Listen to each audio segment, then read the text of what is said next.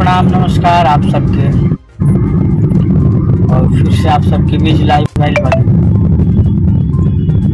सभी कोई के लाइव में स्वागत करतानी, प्रणाम करतानी सबके। और अभी कालिका माँ के दर्शन करके आदमी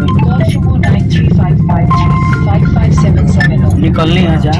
और ये बीच में आप सबके बीच गाना आइल बटे, हमारा जौन के वीडियो आज सुबह लंच भइल हटे, DRS म्यूजिक के यूट्यूब चैनल पे आइल बटे। कुआं कइले बा तरो सबन से आग्रह बा कि सबन यूट्यूब मोबाइल में लिखी DRS म्यूजिक, और ऊपरे बाटे आप सब जाकर ओकरा के सुनी और शेयर करी। आप सब ढोड़ी कुआं कइले बा, जौन की वीडियो बहुत अच्छा भइल बा, कृष्णा भैया कइले बा।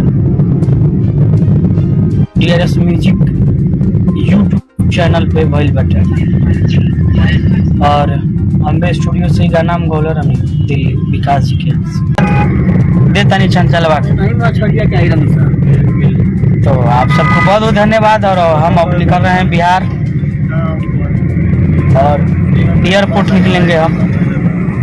तो थैंक यू सो मच, प्रणाम आप सबके, प्यारा सही बनैले रहे।